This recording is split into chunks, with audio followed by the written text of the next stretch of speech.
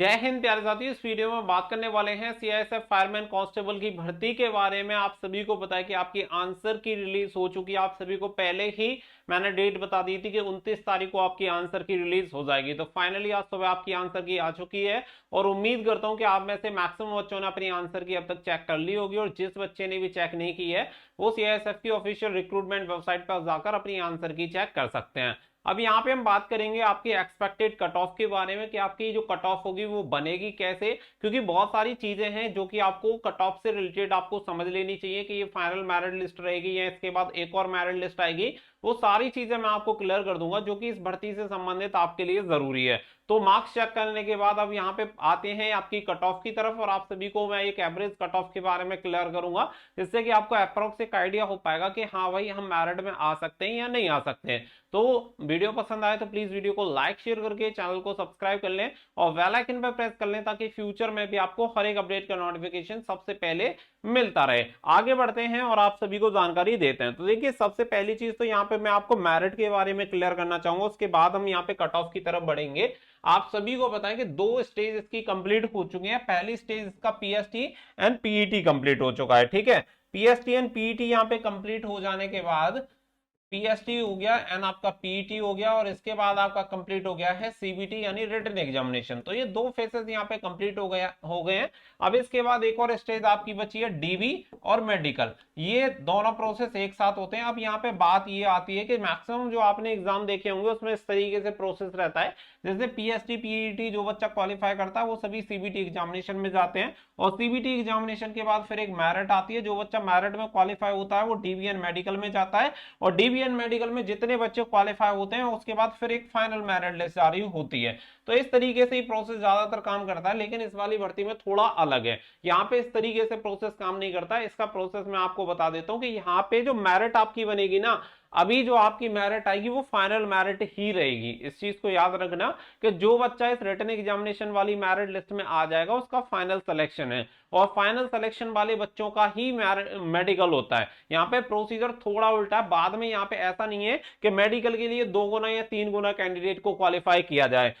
तो इस भर्ती में आपको टोटल नंबर ऑफ वैकेंसी पता ही है कि 1149 यहाँ पे वैकेंसी है। तो 1149 कैंडिडेट ही क्वालिफाई होंगे मेडिकल एग्जामिनेशन के लिए, और जो भी बच्चे मेडिकल में फिट पाए जाएंगे वो सभी सेलेक्टेड होंगे। तो ये यहाँ पे क्लियर आप सभी का रहना चाहिए। मैं कुछ चीजें आप सभी को यहाँ पे दिखा देता हूँ, जैसे कि यहाँ पे मेरिट लिस्ट के बारे में नोटिफिकेशन में बताया था, after completion of PET PST and the written examination state and the category wise merit list namely unreserve SC ST OBC EWS the ex-serviceman will be drawn separately in the respect of each state union territory based on the performance of candidate in the written examination and the number of vacancies allowed to the state union territory।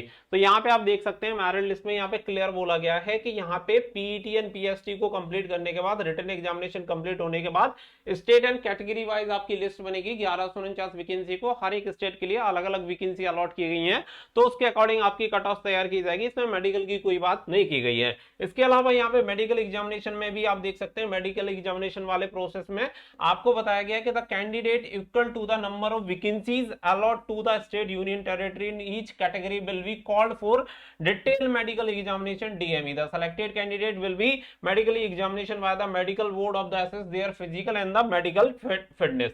तो यहाँ पे भी clear कर दिया गया है कि medical examination के लिए टोटल नंबर ऑफ वैकेंसी जो रहेंगी उसके बराबर ही कैंडिडेट को मेडिकल के लिए बुलाया जाएगा for the detail medical examination. तो ये चीज आपको यहाँ पे क्लियर होनी चाहिए कि इसके बाद और कोई मेरिट लिस्ट नहीं आएगी, केवल एक मेरिट लिस्ट आएगी, वही मेरिट लिस्ट आपकी फाइनल रहेगी। अब इसमें बहुत सारे बच्चों का ये भी डाउट रहता है कि सर टोटल 1149 वैकेंसी और 1149 वैकेंसी में से मेडिकल के लिए 1149 कैंडिडेट को बुलाया जाता है, और उसके बाद यहाँ पे मान के चलते हैं 200 कैंडिडेट फेल हो जाते हैं और 949 वैकेंसी फिल होती हैं।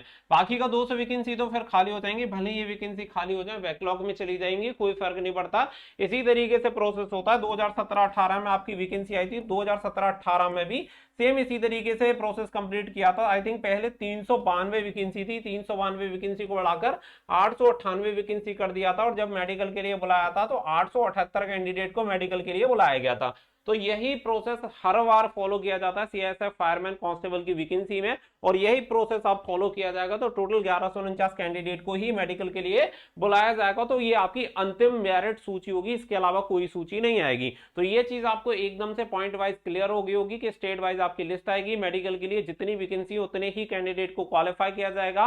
जो इसमें क्वालिफाई हो जाएगा और मेडिकली फिट पाया जाएगा उसका सिलेक्शन पक्का, इसके बाद कोई मेरिट लिस्ट आपकी नहीं आएगी। अब चलते हैं कट ऑफ की तरफ, जिसके लिए आप इस वीडियो को देख रहे हैं कि आपको पता चले कि यहाँ पे आपकी कट ऑफ कितनी जाएगी। और देखो, सबसे जरूरी चीज मैं आप सभी को ऑलरेडी बता चुका हूँ, वो आपके लिए बहुत ज्यादा जरूरी था, क्योंकि अगर आपको प्रोसेस ही नहीं समझ में आ रहा है और नहीं पता है एग्जैक्टली कि कैसे प्रोसेस काम करेगा तो फिर सारी चीजों को समझना बेकार है। तो इसलिए जो मेन चीज थी वो मैंने आपको समझा दी। अब यहाँ पे बात आती है कट ऑफ की।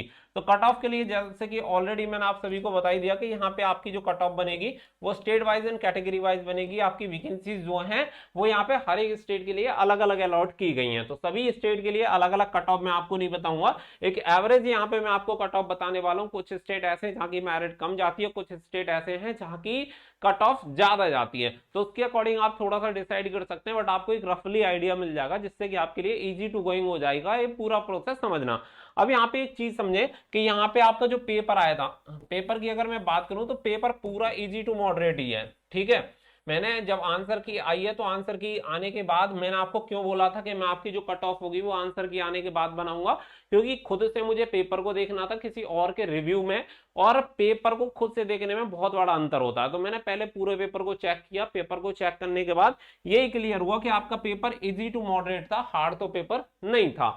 ये चीज क्लियर है। बाकी का देखो क्या है कि जिसकी तैयारी अच्छी है, जिसका फंस गया उसके लिए इजी और जिसका नहीं फंसा उसके लिए टफ है। ये चीज हमेशा से रहती है और इसमें कोई दो राय नहीं है। आप में से बहुत सारे बच्चे ऐसे भी होंगे जिनके लिए पेपर हार्ड लग रहा होगा, क्योंकि उनकी तैयारी कुछ और लेवल की होगी, पेपर कुछ और लेवल का आ गया होगा, ऐसा हो जाता है। लेकिन यहाँ पे पेपर आपका ओवरऑल इजी टू मॉडरेट था। अगर मॉडरेट भी मैं कहूँ तो मॉडरेट भी आप ये मान के चलो 25% मॉडरेट एंड 75% पेपर इजी था, ठीक है। अगर आप ये समझो कि 3 सब्जेक्ट को मैं यहाँ पे ले लेता हूं, एक आपका हो गया रीजनिंग, एक आपका हिंदी और एक आपका मैथमेटिक्स।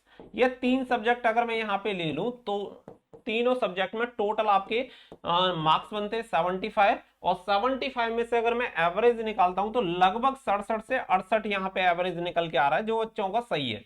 यानी कि 75 में से 67-68 सही आंसर आ रहे हैं बच्चों के, तो यहाँ पे एवरेज बहुत अच्छा है। बाकी का अगर मैं यहाँ के अलावा अगर जाऊं जीएस पे, तो जीएस थोड़ी सी मॉडरेट थी, ठीक है, और यहीं पे बच्चों के सबसे कम स्कोर हुआ है। बाकी का सब्जेक्ट में मैथ में देखेंगे, रीजनिंग में देखेंगे, हिंदी में बहुत ही बढ़िया स्कोर बच्चों ने किया है। यहाँ पे क्या है कि अगर मैं समझूं तो जीएस में यहाँ पे 15 से 16 लगभग आपका स्कोर जा रहा है। तो अगर यहाँ पे हम देखें तो आप ये समझ के चलो कि यहाँ पे हमारा जो एवरेज निकलेगा, एवरेज निकल के चलता है 82 से 84 नंबर के बीच में यहाँ पे एवरेज स्कोर निकल के आ रहा है, जो कि गुड अटेम्प्ट है बच्चों के द्वारा किया गया। अब इसी के बेसिस पे मैंने यहाँ पे पूरी कट ऑफ तैयार की है। तो यहाँ पे अगर मैं कट ऑफ की बात करूं, बहुत सारे बच्चों को डाइजेस्ट नहीं होगा, लेकिन मैं आपको हमेशा रियलिटी बताने की कोशिश करता हूं, जिससे कि आपको सच पता चले। आप पेपर दे के आए हो, आपको खुद अच्छे से पता होगा। अगर मैं बात करूं जनरल कैटेगरी की, यहाँ पे कट ऑफ कितनी हो सकती है, तो जनरल कैटेगरी की कट ऑफ अप्रोक्स 85 आप मान के चलो, लगभग 1-2 नंबर ऊपर नीचे हो सकती है, +-2 कर लेना, लगभग इतनी कट ऑफ जाएगी। इससे कम आप ज्यादा एक्सपेक्ट मत करो, क्योंकि देखो थोड़ा बहुत नॉर्मलाइजेशन होगा, उसमें थोड़ा फर्क देखने के लिए मिल सकता है शिफ्ट वाइज। बाकी का यहाँ पे जो आपकी कट ऑफ रहेगी वो रहेगी लगभग 85। ईडब्ल्यूएस कैटेगरी में जाए तो सेम लगभग वही हाल देखने के लिए मिलेगा, 84-83 कट ऑफ लगभग रह सकती है। अगर मैं जाऊं ओबीसी कैटेगरी में तो लगभग यहाँ पे 82 के समथिंग आपको स्कोर देखने के लिए मिलेगा ओबीसी कैटेगरी। अगर आप एससी कैटेगरी हैं तो एससी कैटेगरी में लगभग आप 79 से लेके 80 के बीच में एक्सपेक्ट कर सकते हैं कि 79-80 के आसपास आपकी कट ऑफ जाएगी। बाकी का अगर मैं बात करूं एसटी की, तो लगभग आप ये मान के चलो 74 के अप्रोक्स आपकी कट ऑफ रह सकती है यहाँ पे एसटी कैटेगरी की। नंबर ऑफ वैकेंसी आप सभी को पता है कि स्टेट वाइज वेरी करेंगी, कुछ स्टेट में वैकेंसी ज्यादा है, कुछ स्टेट में वैकेंसी कम है, लेकिन वहां पे एप्लीकेंट एंड कैंडिडेट भी ज्यादा है, तो वो चीज वेरी करेंगी। उन सारी चीजों का डेटा अपने पास नहीं है, इसलिए उस इसके बारे में एकदम ऑथेंटिक तरीके से कहना थोड़ा सा मुश्किल होगा। ये जो चीजें मैंने बताई है कैंडिडेट के स्कोर के बेसिस पे और पेपर का जो लेवल है उसी के बेसिस पे मैंने आप सभी को बताई है, क्योंकि दो ही चीज हमारे पास थी, एक तो आपका score and number second thing paper का लेवल। इसके अलावा अगर तीसरी और कोई चीजें होती तो एग्जैक्ट डाटा हो सकता था, लेकिन ये थोड़ा सा कॉम्प्लिकेट हो रहा था, दैट्स वाई यहाँ पे वो डेटा कलेक्ट मैं नहीं कर पाया हूं। तो मैं यहाँ पे जो आपको बता रहा हूँ लगभग इतनी कट ऑफ आपको देखने के लिए मिलेगी, और अगर आपके इतने नंबर हैं तो फाइनल सिलेक्शन आपका यहाँ पे होने के चांसेस रहेंगे। अब आगे आपको कुछ करना नहीं है, आपका जैसे ही लिस्ट आएगी आपको क्लियर हो जाएगा कि आपका नाम लिस्ट में आ गया है। अगर आप मेडिकली फिट होंगे तो आपका सिलेक्शन पक्का। ये जो वैकेंसी है ओनली फॉर मेल के लिए वैकेंसी, आप सभी को पता है कि फीमेल का इसमें पार्टिसिपेशन है नहीं, तो पूरी जो मेरिट लिस्ट बनेगी state wise and category wise आपकी लिस्ट बनेगी only for male candidate. I hope हर एक चीज आपको क्लियर होगी। मैंने हर चीज देखो एक सिंपल वे में समझाने की आपको कोशिश की है। सबसे पहले मेरिट से स्टार्ट किया कि मेरिट बनेगी कैसे, कितने कैंडिडेट क्वालिफाई होंगे, फाइनल मेरिट लिस्ट कौन सी रहेगी, कितनी कट ऑफ जा सकती है, एवरेज स्कोर कितना है, हर एक जो मेन चीज है आप सभी के लिए जो आपको इजी बना सकती है चीजों को पूरा प्रोसेस को समझने में, वो मैंने आपको बताया है। आई होप वीडियो आप सभी को जरूर पसंद आई होगी। कुछ बच्चों के नंबर कम होंगे इसके अकॉर्डिंग जो मैंने बताई है, कुछ के ज्यादा। अब जिसके ज्यादा होंगे वो बच्चे खुश होंगे, जिसके कम होंगे वो दुखी। तो दुखी होने का कोई मतलब नहीं है, सीधी सी बात है। देखो आपने जितनी मेहनत की है उतना आपको मिलेगा, तो ज्यादा टेंशन लेने की जरूरत नहीं है। और जरूरी नहीं है कि इससे ज्यादा कट ऑफ जाए, हो सकता है इससे एक दो नंबर कम भी हो तो आपका सिलेक्शन हो जाए, या ऐसा भी हो सकता है नॉर्मलाइजेशन के बाद आपके नंबर इंक्रीज हो जाए। और दूसरी बात ये है कि कुछ क्वेश्चन में मिस्टेक भी है, वो भी देख लेना, उसके लिए बच्चे ऑब्जेक्शन रेज करेंगे तो उसमें फाइनल आंसर की में वो चेंजेस होंगे। तो जैसे मान के चलो भाई 3 में आपकी गलती है, जैसे 3 क्वेश्चन आपने ऑब्जेक्शन रेज की और वो आपके चेंज हो जाते हैं, तो वहां पे आपके नंबर भी इंक्रीज होंगे, तो वो वाले कंसीडर करके चलना। मैं तो फाइनल आंसर की के अकॉर्डिंग आपको नंबर बता रहा हूं। ठीक है, मिलेंगे नेक्स्ट वीडियो में, फिलहाल के लिए बस इतना ही। So thank you for watching. जय हिंद, जय भारत।